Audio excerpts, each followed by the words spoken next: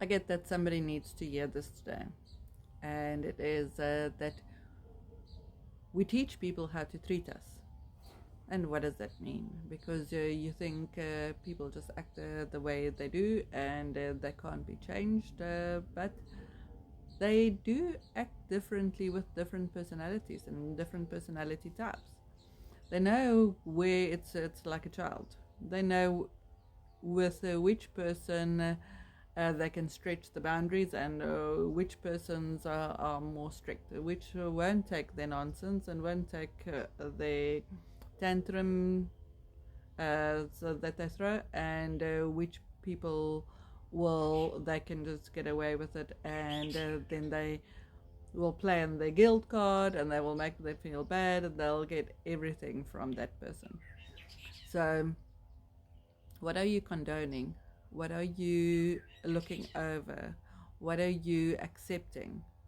Um, and it's to look at, especially a person that's not treating you with respect, a person that might have anger outbursts because they can't handle their emotions, so they can't handle, they might feel there's a power struggle or there's something, and they act childlike. If they don't get their way, they think by screaming or by doing this or by belittling or by whatever, it will keep you at bay and it will keep you in check, but it doesn't. So what do you give power to? Who do you give your power away to? Is it that if they act this way, do you then take it personally? Do you then withdraw? Do you are you a people pleaser? You're just going to walk on eggshells? Or are you standing in your power in a loving and kind way and say, when you're better, then I can engage in conversations, and you turn around and walk away, because you don't necessarily have to entertain other people's bad behavior. You don't necessarily have to entertain their emotional immaturity. So it is to always just check, okay, is it my stuff, their stuff? Which battles do I step forward and engage, and which do I step back and say nothing? And as one of my clients reminded me so beautifully, she tried this, saying nothing, and how powerful that has been. Because the power is sometimes in the silence and not in reacting. People are used to people being reactive, being on the back foot, and I need to defend myself, and when they don't get a reaction, that is a very powerful statement. So I want you just to check in this week.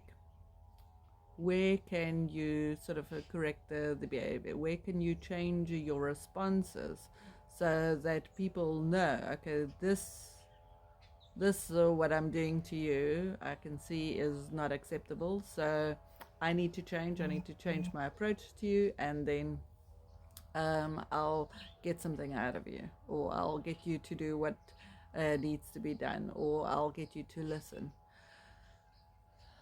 There's a lot of emotions going around with a lot of people, and it's just to check in and see what is yours, what is theirs. I usually say to people, look in a conflict situation, if there's two opposing forces, to know whose issue it is to see who had the chemical reaction, who had the emotional outburst, or who had the whatever the reaction, or wherever there's a chemical reaction, because our bodies don't lie, our bodies don't.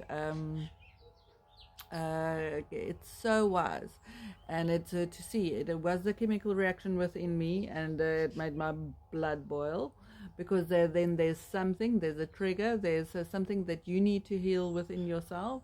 But if it's within another person, and you calm, cool, and collected, and wondering where are they coming from, what are they on about, then you know it's not your issue, it's their issue, it's their trigger, they need to heal it.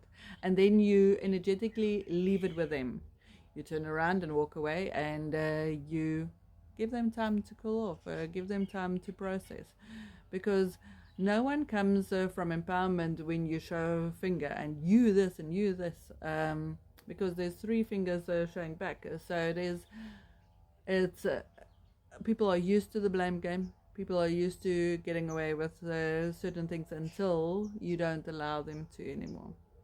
So as you slowly but surely regain your power, stand in your power, standing tall, standing strong, standing confident, you can overcome so much more. And it's a lot of times when I speak to my clients, I say that when you listen to people, a lot of what they say also applies to them.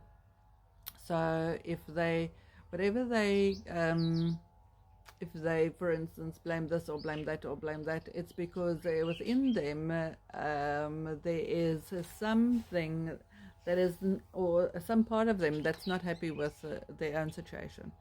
So if they're angry at you, 9 times out of 10 they actually sit with that internal anger. And at one talk that I listened to once, they said if you take any fruit and you squeeze it, whatever comes out is what's been inside all the time. And the same with life. If life squeezes you, it's not somebody that makes you angry. It's the anger has been inside all the time. And as we talk and as we express what we'll accept and what we won't accept, changes slowly but surely happens. And there's evidence in that. So, yeah, I'm just going to leave you with that.